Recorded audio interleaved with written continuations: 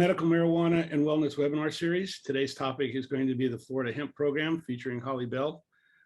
It's a subject that we've touched on in the past on many occasions, and what we'd like to do is really get more information about the Florida program and also learn more about hemp in general.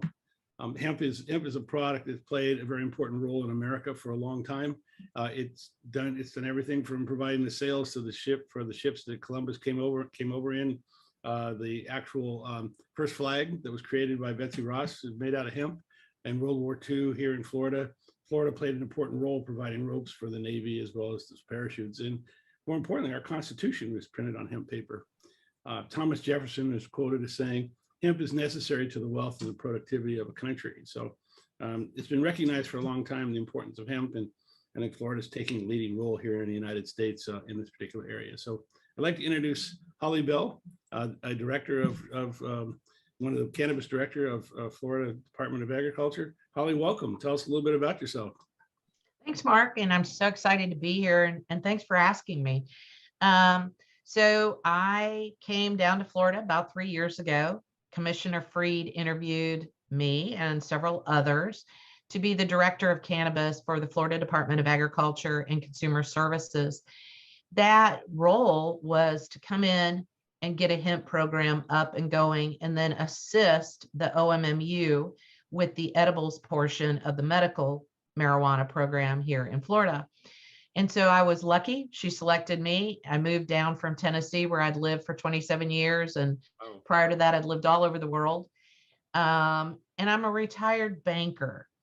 So I met the commissioner while I was in banking because I had a niche in the entertainment industry. That's the clientele and groups of bankers that I worked with.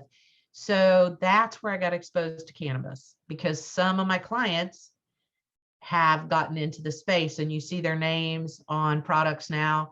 And it was funny to be there in the very beginning when they were all sitting around strategizing, talk about it. And now to see it on a shelf and go into a dispensary.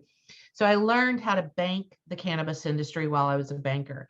And that's where I met the commissioner and started to get to know her and other individuals that became key players in the progression of cannabis in the United States.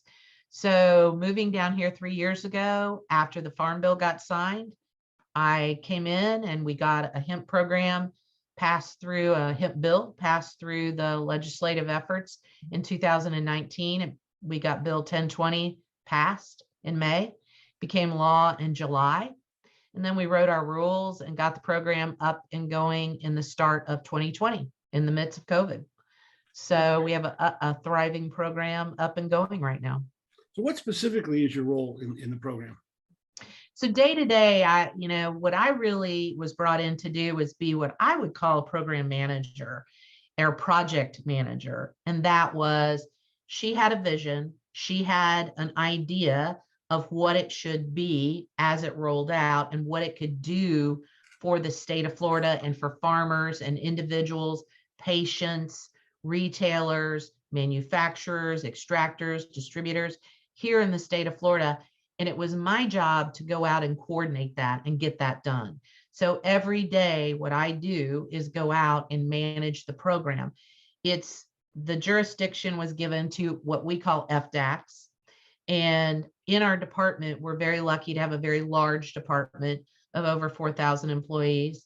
So I have 3 divisions within the department that help day-to-day manage most of the program with me, and then other ancillary divisions that help.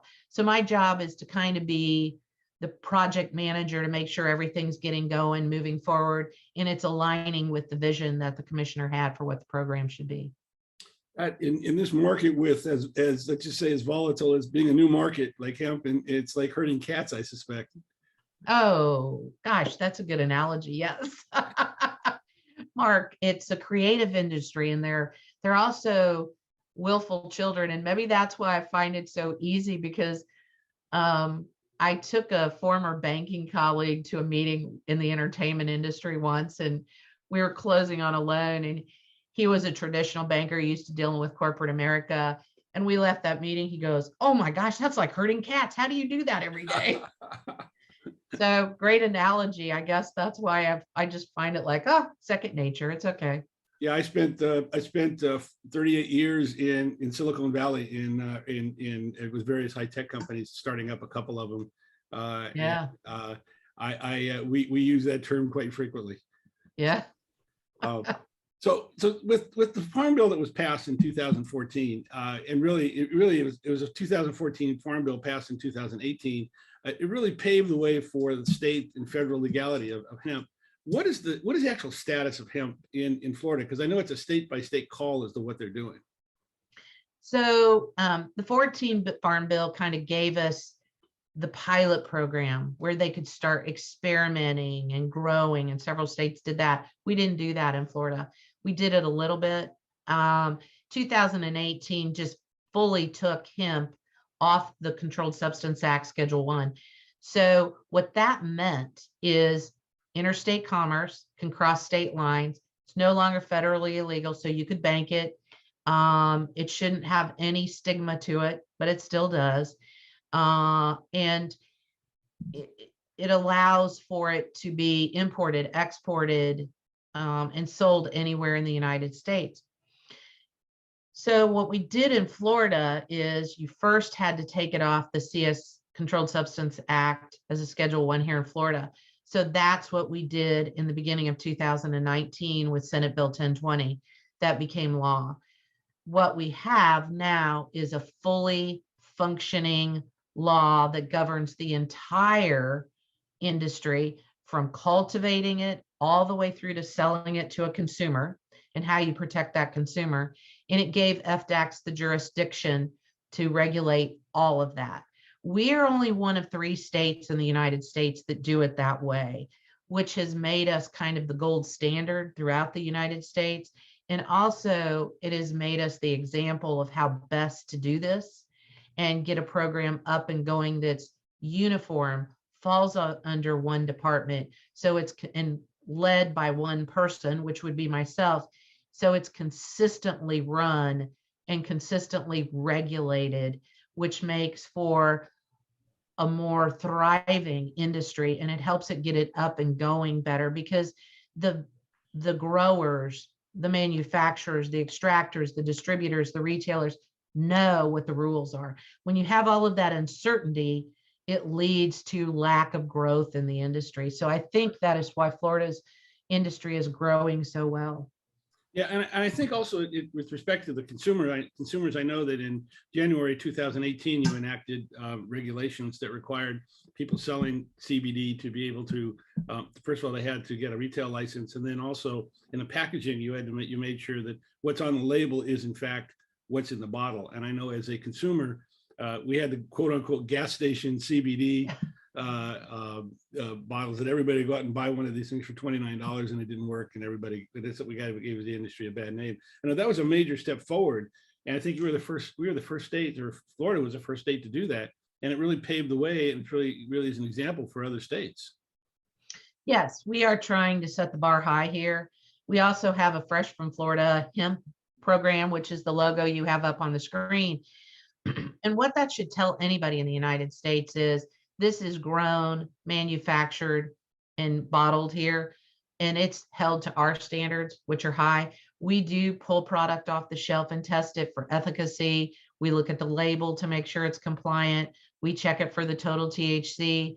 So we are truly out there trying to protect consumers and give them a good retail product. Yeah, I know that quality control is really important. I know that especially our focus is especially on the medical side of using cannabis, and you want to be able to have a product that's consistent, that you can rely on every day, especially if you're treating patients that have conditions that candidly put them somewhat at risk. And you want to have those quality standards that are there, which really wasn't in place, and in many states is not in place today. Yeah, it's scary to me sometimes. And it was very scary for the commissioner. People were being hospitalized. Mm-hmm. And her first words to me, we've got to stop that. We've got to protect people. That's got to be stopped. So we follow the same contaminant list, pesticide list, heavy metals list that the medical marijuana program follows here in the state. So we try to make it consistent, because if a patient is taking it and they're immune compromised, that's the last person we want to be getting a bad product and making their medical condition worse. Yeah, I know that. I watched a video with Joel Stanley, who was basically saying that when they saw Charlotte just moved them, Yeah. through the web. He said, "Look, we realized that you have these people, these kids that are immune compromised. We have to have a quality standard." And I think he was showing that his quality standards document was like this thick, Yeah. out there. And I don't think that's unreasonable, for especially when you're putting out products that people will be used for medical purposes. Right. No, it's not. We expect it in everything else that a medical patient receives. Why not in cannabis? Sure. No, exactly. So how does the hemp program differ from the medical marijuana program here in Florida? I know that they're two different. They're not really. I mean, they're kind of in the same family, but they're really two different programs.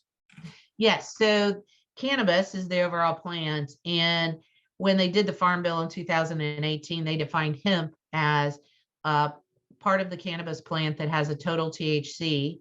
And the formula they use for that is THCA times 0.87777 plus the Delta-9 is your total THC. As long as that is 0.3 in the plant, in products, then it's considered hemp.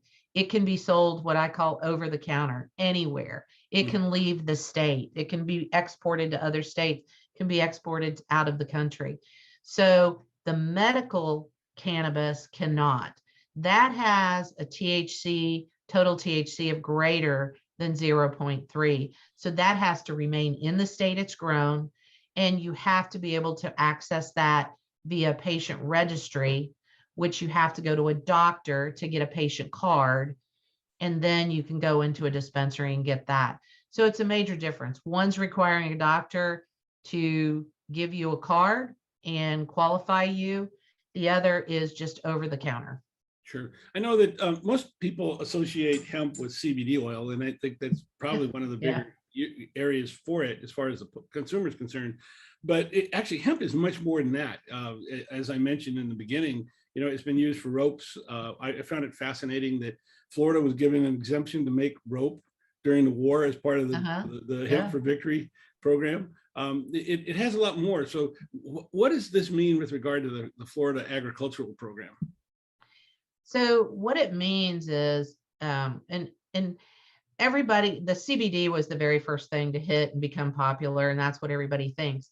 But that's just one of the cannabinoids of over 100 in the plant that could be made into some kind of consumable product that a consumer uses for their body, not to mention lotions, bath bombs, all kinds of things. But also then on the industrial side, so there are two strains of hemp that I talk about. One that creates that CBD, bath bombs, lotions. The essential oil one looks a lot like the backdrop that you have going on behind you there with the big, beautiful flower. They squeeze it out for the oil. Then there's the industrial hemp. That looks to me more like bamboo. It grows 8 to 15 feet tall. It's got a very sturdy stalk that there's a herd inside. And that herd inside of that stalk can make over 25,000 different things. Sit around in the room you're looking in. Pretty much everything in that room could be made from hemp. Clothes, drywall, flooring, wood, carpet, plastics. I can go on and on. There's, like I said, about 25,000 different uses. So what that means, imagine factories that are producing, taking acres and acres of fibrous hemp and making flooring for all the construction in the state, making drywall for all the homes that are being made in the state. Tourism is a huge thing in the state of Florida. Imagine if every hotel used hemp towels. They take less water. They're healthier. You don't have to have as much detergent, so it pollutes the water less. Clothes, number one thing clogging our landfills right now are thrown away clothes because they're made from polyester, petroleum-based things that don't biodegrade. So imagine if that was just all hemp and they were biodegrading into the earth. We know that the hemp plant helps heal the earth. In nuclear meltdown sites, they plant hemp around them to clean up the soil around those facilities. And let's hope they dispose of the hemp in a good way and don't put it in a product. But So it's a phytoremediary plant. We know that. We've known that for years. It's just very versatile. So what that could mean to farmers here in Florida is I'm growing 10,000 acres of hemp, industrial hemp, that can be harvested and made into drywall, building homes, making clothes, making towels, all kinds of things. It just creates a very diversified crop with a diversified demand. I think that's one of the reasons why hemp became illegal. It was being used for paper and a lot of different products.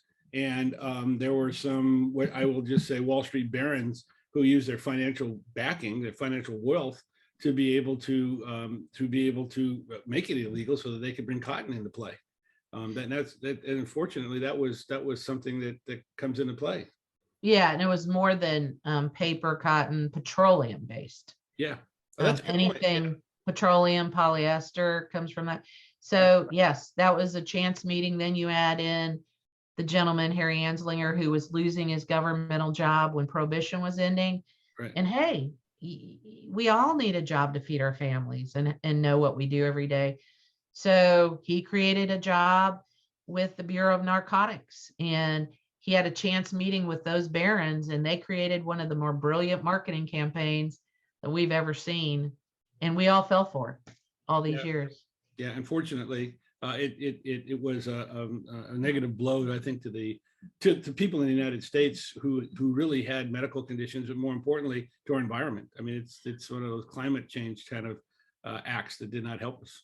So thank you for saying that, because recently, and I talked to a lot of people in the industry, and a couple of the people I talked to are just focusing on the industrial side and making it the new thing to replace petroleum-based, paper-based products, wood-based.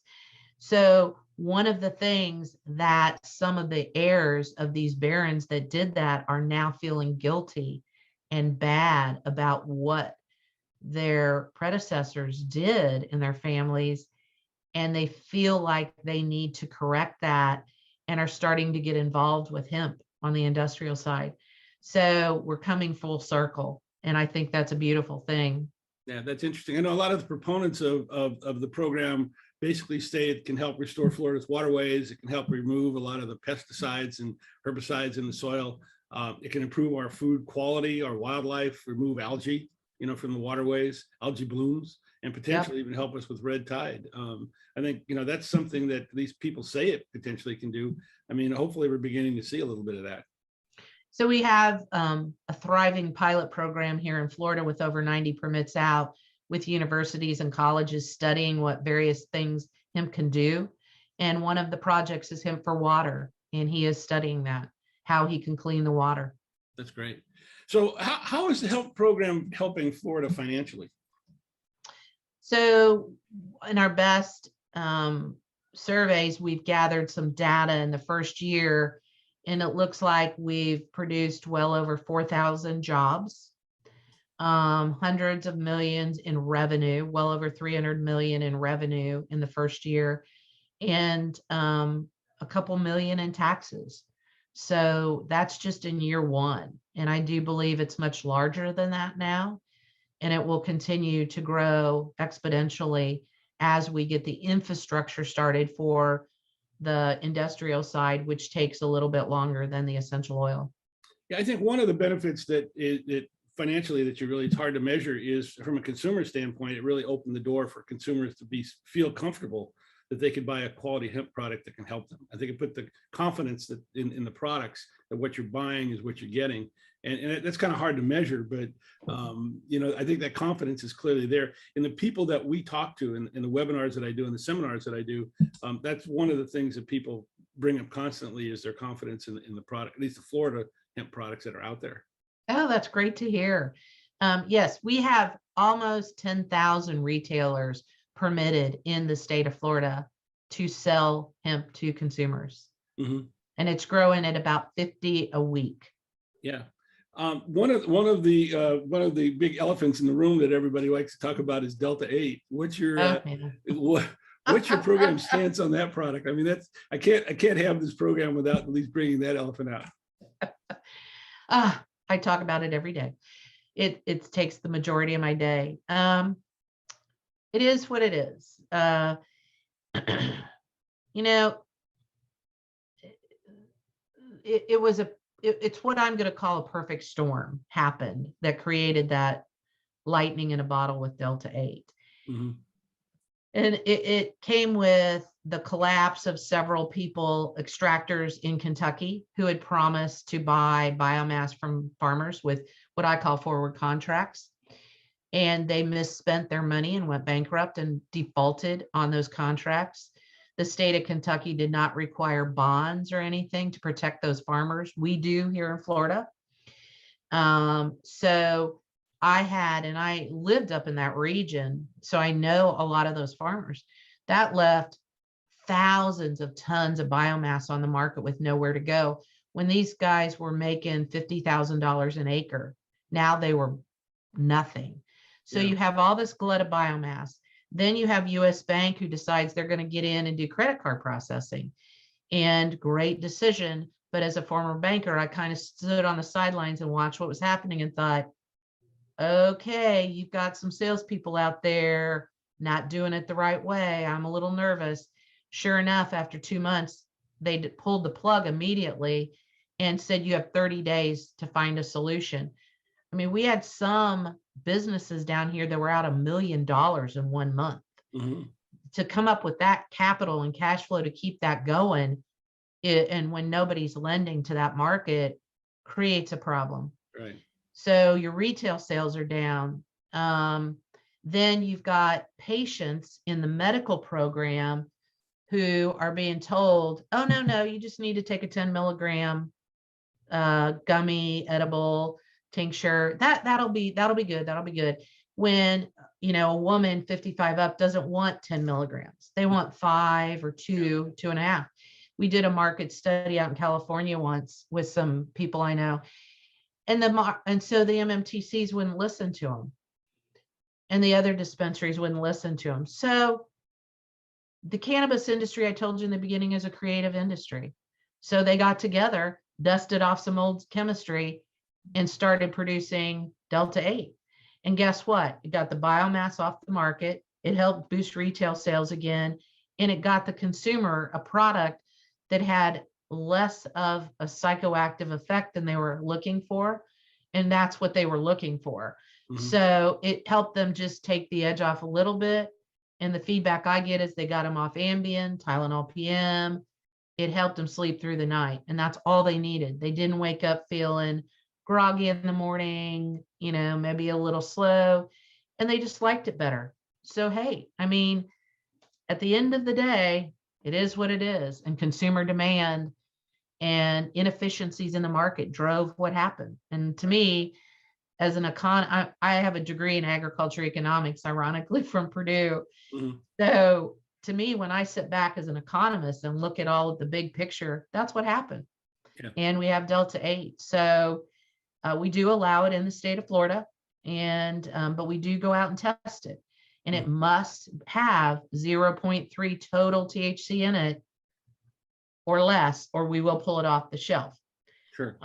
If it's got more than that, I know that it's probably being made in a non-natural way, I guess is how I'll put it.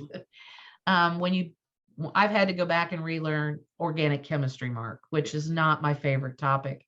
So when you understand organic chemistry, you understand Delta-8. And my team has spent a year or more studying the variations that we saw coming. Yeah. So we kind of knew that. And I'm very blessed and lucky to work with a group of chemists, biologists, and other people that have their PhDs that are a lot smarter than me. Mhm. And we have studied it thoroughly for well over a year and many variations of Delta-8, because I told my fellow peers, because all the state directors do get together informally, FYI, that's a little secret, Mhm. every month. And I told all my peers, I'm going to allow it in Florida. I've done enough research, and here's why. You better be careful if you're going to ban it and make it illegal, that you have your homework done scientifically to go fight it in a court of law. And sure enough, they haven't. And most of those cases are probably going to get overturned. Yeah, I know that. I know I speak for myself. I'm from the ambiance of an auto accident 5 years ago. I ended up with 7 herniated discs in my neck and 2 in my back. And Ouch. now I'm a medical cannabis patient because of that. But Yeah. I actually use a Delta-8 product. It's a 1-to-1-to-1. It's Delta-8, it's CBD, and it's THC put together. And Yes. it is literally, it is my go-to product during the day to keep my pain down. I found nothing worked better than that. It's the best way of putting it. And so, but I did also learn, like yourself doing research, that there's just the marijuana plant, for the demand that's out there versus the plants that are produced, they don't produce enough of it. So a lot of the Delta-8, even in the medical marijuana market, medical marijuana products really are coming from hemp isolates that are put together. Sadly, and if I'm wrong, I'm open to empirical scientific data that will show me that, but I haven't seen anything that can prove beyond a reasonable doubt that that is chemically made. There's no test out there yet. Oh, no. It's What being they do is converted. they take the extractions of the hemp product. Yeah, I know, but I haven't seen anything with a finished product that you can say that this came from isolate. Yeah.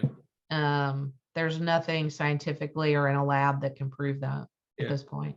It's good to get that clarified. Thank you. Yeah. To be able to do that. Like I said, I'm a firm believer in it, but I think it's also one of those areas that, again, I want to make sure people don't feel that that's one of those gray areas that'll get them into trouble. It is something that works. It is effective. And, and like I said, hemp is something, I think, that especially Delta-8, that can help a lot of people with pain. I would agree with that. But consumer beware, trust, but verify. Right. Get it from a good, reliable source. Read the COA, certificate of analysis.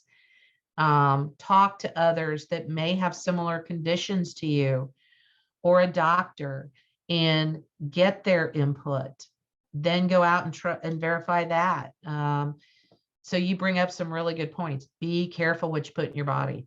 Right. I know when I was doing the research for that particular webinar that we did, what I did was I went to 5 different CBD stores and I checked the COAs on their Delta-8 products. And 2 of them were, I think, 2 of them I would stand behind. The other 3 were COAs, but they were, what you say, questionable. I mean, I felt that they weren't timely. Let's put it that way to start with. So, well, let me ask you that. What alerted you on those COAs as a consumer to think, I'm not comfortable with that? Well, in 2 cases, they had done the testing, but the testing was done in early 2020. Oh, 2021. Okay. And so my question was, the batch that's in that bottle, was that made as part of that batch, or are you using that label for everything that you're producing that's out there? So in other words, I wasn't sure that what's in the bottle is what's on that COA. Let's put it that way. Because it is supposed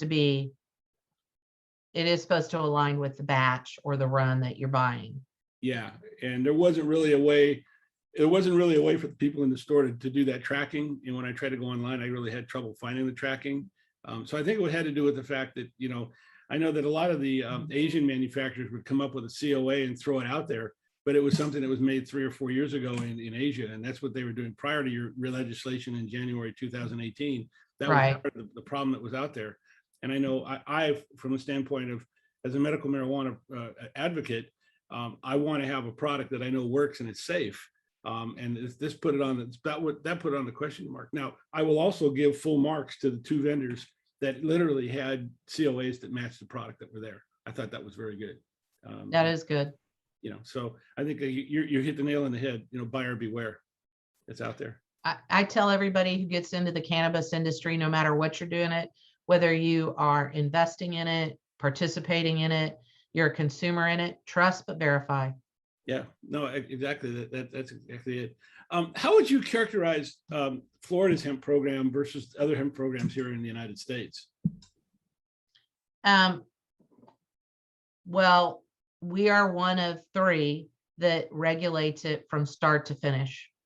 So thorough, complete, detailed, consumer focused, and a good regulator that is actually inspecting the products out there and testing them.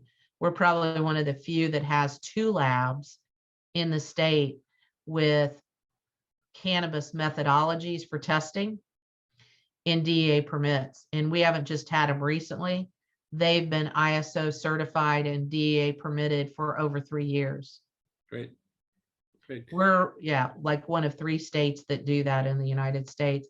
I recently had someone who's developed a new product, and everything in Florida is public record. So they asked me for a database that we put together for our own self about all the different regulations in the states and who to contact, because my team was spending an extraordinary amount of time tracking this down. So we put it together, and of course, anybody in the public can ask for it. And the person called me back and said, could you regulate the whole United States? I'm just telling you, you guys are so much more organized than everybody else. I called one state and they're like, what are you talking about? I don't know anything about that. He said, well, I Googled it and your name and department came up that I'm the one that's you're the one that's supposed to be able to answer this. They didn't even know that. And it's very frustrating for the industry. Well, I think the fact that Florida and your department is taking this seriously, and really, I think this is my opinion, I think you have a leadership role in the United States in Florida programs. I know you mentioned 2 other states, but candidly, I think they're copycats of what you're doing.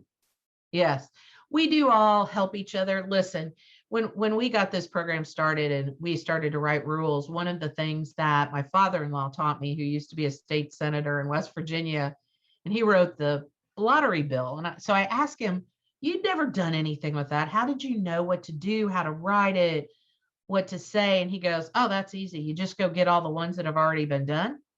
And then you look at them, you read them, and then you ask them, well, what did you like? What did you dislike? What would you change? And that's what we did. Of the few states that had already done a hemp program, we went out and asked them those questions and read their rules, took the best, left out the worst, and learned from their mistakes. That's great. So what do you think the future is for hemp in Florida?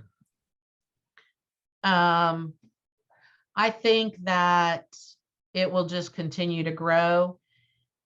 In about 3 more years, we're going to have a thriving industrial hemp program here, primarily because we have the land for it and we can grow year round here.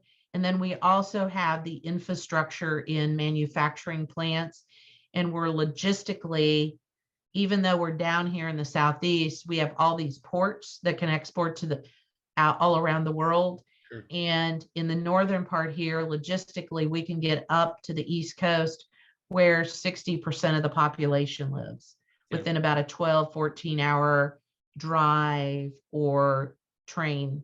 So I think you will see us being a thriving industrial hemp product, and that will overtake the essential oil and be many times more profitable than the essential oil side.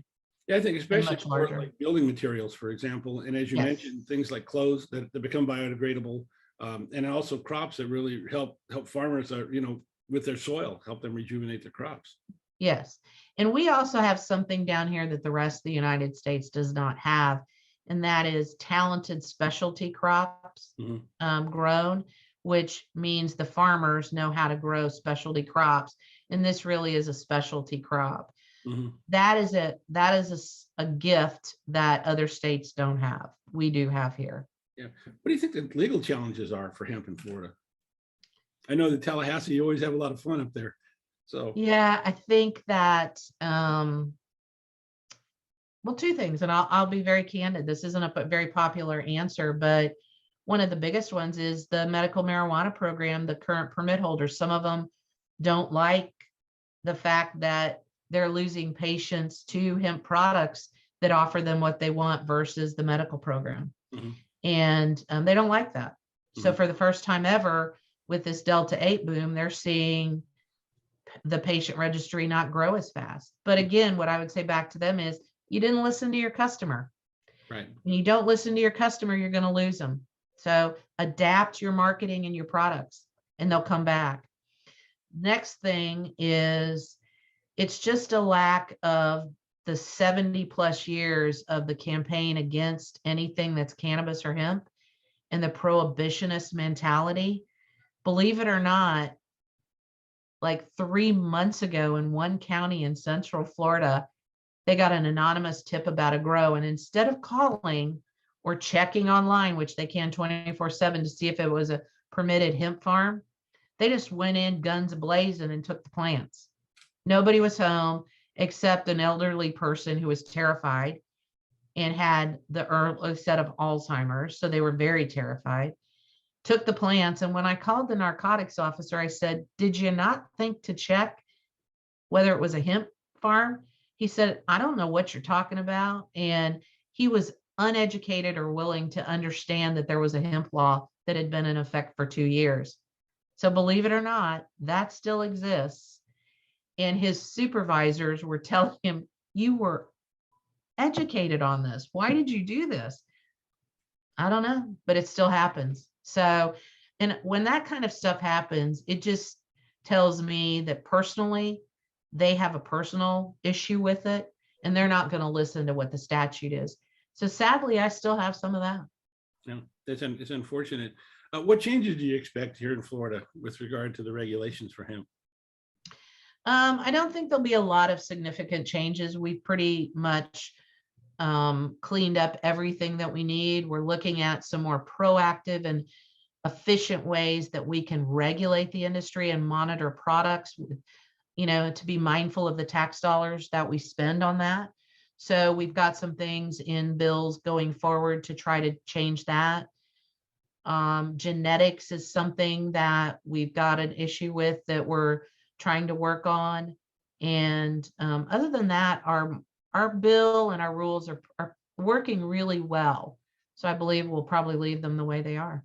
Yeah, and a lot of those things actually just take time. I mean, it takes time for the farmers to grow the crops. It takes time for the manufacturers to build the products. It takes time for the brands to be put into the retail locations. Not only just for the CBD products, but also for the hemp building products. I mean, I'm very excited. I grew up in a construction family that was a construction industry, and I know having hemp products in there would make a tremendous difference with respect to what we're doing. Yeah, we do have one hemp house in Tarpon Springs. Bob Clayton built it many years ago. And you all can Google it, read about it, ask him. It is energy efficient, healthy, and hurricane resistant. Yeah.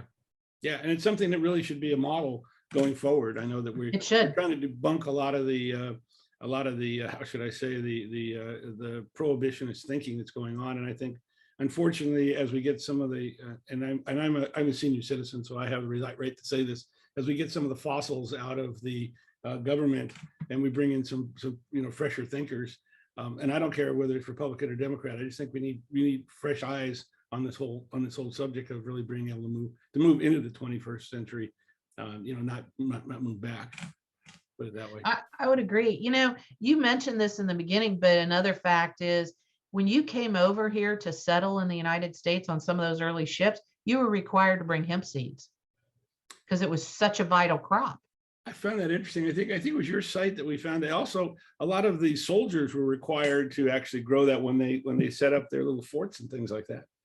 Which I found interesting. They were required. This wasn't an option. They would travel. They probably had more hemp seeds than they had food back in those days. Well, I've got a thriving little community up in the Swanee Valley that is growing hemp for the seeds, which people consume as a great protein source, and it's very efficient to grow, and hemp hearts, which have also, you can go in any grocery store and buy those and have been able to for years. Yeah. So, it's a food source for us as well. Yeah, I know hemp hearts are something that I do a smoothie a day, and that's one of the main ingredients that are in there. Because as I get older, I'm paying more attention to my body and paying more attention to my health.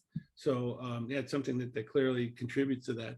I know hemp has done a lot. It's been very, very positive to help us in both the environment and also financial boost. What else do you think is going to happen in the future? Do you see any other industries popping up that could be interesting? From hemp, or? And I say that from the standpoint is I think we're going to be doing a lot more exporting. I think you mentioned earlier, we have the seaports, we have the location to be able to really move hemp to a lot of different markets where that you may not have it, both here in domestically, but also internationally as well. So yes, if we go back to that, and I've lived in Europe, if you've been over to Europe and their farmland is very limited. Right. So they don't have the space that we have to grow. And we are starting to see the demand for our hemp, and especially here in Florida, in Europe and South and Central America and Mexico. Yeah. The first few exports I'm seeing start to go out. I see in 3 years that we are one of the major exporters of hemp or cannabis outside the continental United States, out of here in Florida. Yeah, I know. I had the pleasure of living in Switzerland for almost 5.5 years. Oh, wow. They have a limited amount of, they had a limited amount of space to where, the cows were used mainly for milk. You didn't have a lot of beef on the market. And when I asked why, they said, because we just, we don't have the space for it. And I know that Switzerland, being very quality oriented, and I talked to some of my Swiss colleagues that I still stay in touch with. They're looking at Florida for a lot of the hemp products they need in the building markets, for example. Yes, and we hope to be able to provide that. We have about 17,000 acres registered, but what we're struggling with is finding hemp genetics on the industrial side that will help with the construction that'll grow and thrive here. Yeah. I think we're about a year away from getting a good variety for that. Sure. Yeah, I think it makes a lot of difference. Anything else you want to add to our little discussion today? No, I would just add that anybody listening who wants to know more, you can, or have questions about the program, you can email us at cannabis@fdacs.gov, and we answer those 24/7. We will get back to you within 24 hours. And if we don't know the answer, we're the first to say, great question, we'll get back to you. Give us a little extra time, or they'll elevate it to me. We're here to help. I tell you this, I get this comment all the time of, you actually returned my call. And I said, well, that's my job, I thought. So they laugh and say, yeah, not all state employees think that way. I'm the unusual state employee. I feel like I have an obligation for the paycheck I receive. So I do return calls, help people out. That's what we're here for. Please remember that. We are very proactive and will help you the best we can. Great. Well, Holly, listen, thank you very much for taking the time to help us understand the value of hemp, and more importantly, the value of Florida's hemp program. And we thank you very much. You're welcome, Mark. Thanks for all you do too, because programs like yours really help the industry. Thanks. Okay. Holly, thank you. You have a good day, and I guess we'll be talking again in the future. Hopefully we'll get to meet in person sometime. Okay, look forward to it. Thank you. Bye now.